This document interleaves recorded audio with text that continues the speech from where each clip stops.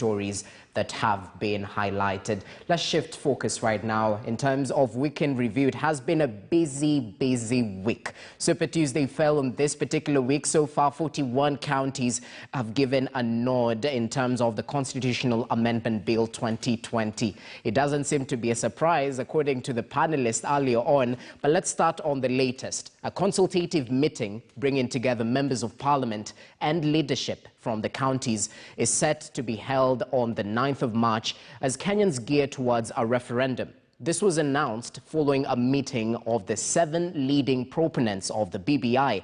Among them, President Uhuru Kenyatta, ODM leader Raila Odinga, and KANU's Gideon Moi, who met at State House, Nairobi, where they asked Kenyans to set aside partisan politics and forge ahead as one. Let's look at that report by Rita Tinina. Nobody can stop reggae. Nobody can stop reggae. After campaigns by Building Bridges Initiative proponents to popularize the BBI Constitution of Kenya Amendment Bill across the country, as of many as are in support of this motion, say aye. the document has gone through the first hurdle after meeting and surpassing the 24 county assemblies approval threshold set out in law amid accusations by critics that MCAs were wooed into passing the document through car grants. With something to celebrate after round 1 of the BBI approval journey, leading proponents of the BBI, President Uhuru Kenyatta and party leaders, ODM's Raila Odinga, ANC's Musalia Mudavadi, KANU's Gideon Moi, Wiper's Kalonzo Musyoka, Ford Kenya's Moses Wetangula, and Kitui Governor Charity Ngilu met at State House. Thus far, 42 county assemblies have considered the bill. The affirming voice has thundered across the Republic in resonance with the desire of all Kenyans to further strengthen our governance by breaking the cycle of divisive elections, fostering equitable distribution of resources by enhancing the share of revenues to county governments. The State House display of BBI unity was a forum for the leaders to show gratitude to members of county assemblies. On behalf of a grateful nation, we convey our immense gratitude to all our county assemblies for their monumental support for this popular initiative. Their bold action sets the foundation upon which Kenya shall advance intergenerational equity, realize gender parity, guarantee equal opportunities for all, and give each Kenyan a bigger slice of our shared prosperity. The team says civic education will be conducted to further sensitize Kenyans on the BBI. And to this end, we shall hold a consultative meeting on Tuesday, 9th March, involving members of parliament and the county leadership. As our country representatives have shown, now is a moment for all Kenyans to put aside partisan divides and come together to build a better Kenya for ourselves, our children, and for generations of Kenyans yet to be born. The BBI train is off to the next stage, Parliament, with campaigns to also woo the Wananchi set to gain momentum ahead of an impending referendum. Rita Tinina, KTN News.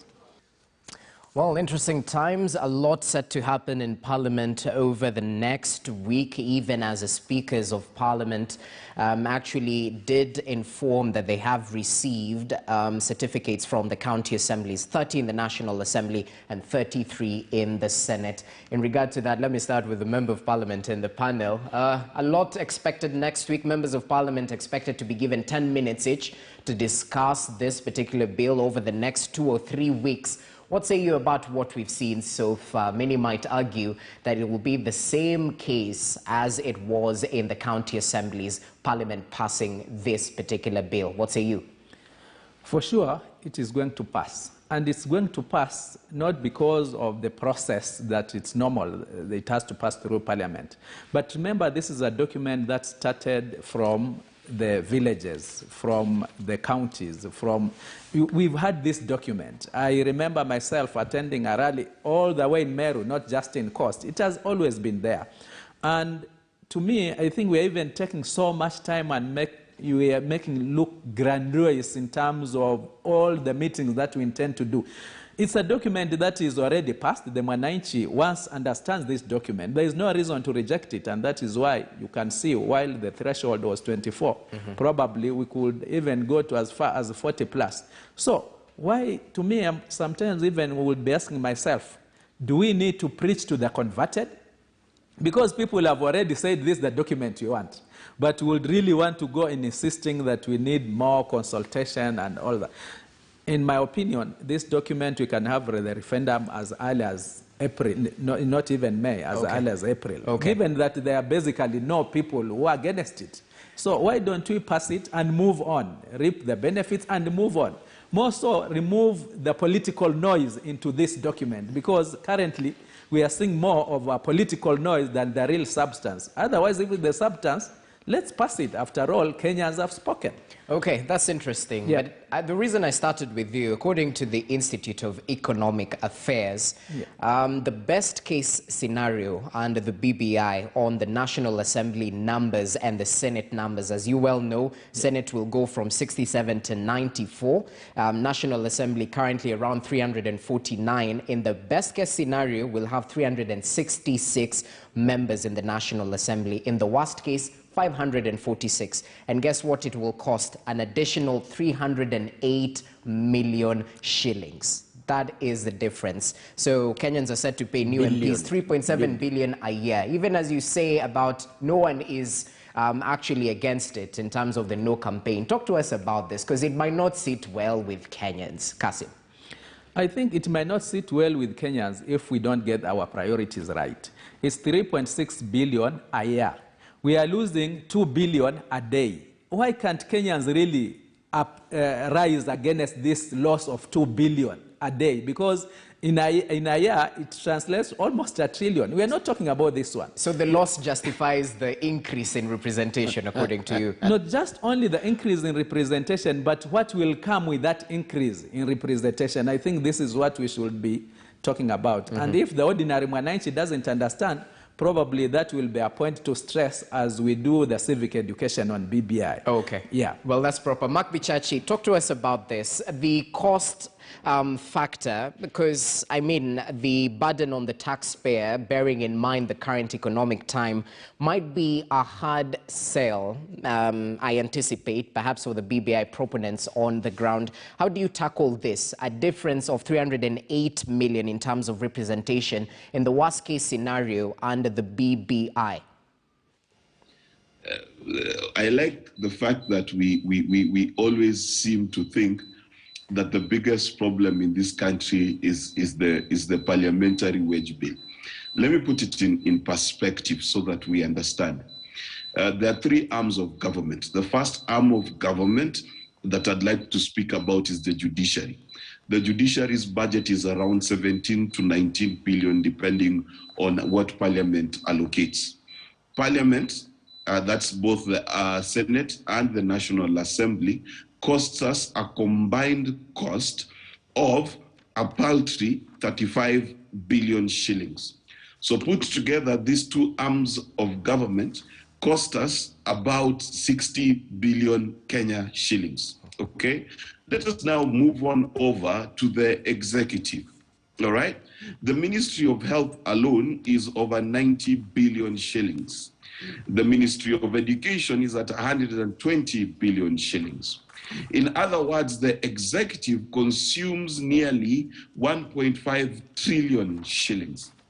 Now, if you are going to tell me that 308 million is the straw that broke the camel's back, then clearly your view of the camel is skewed.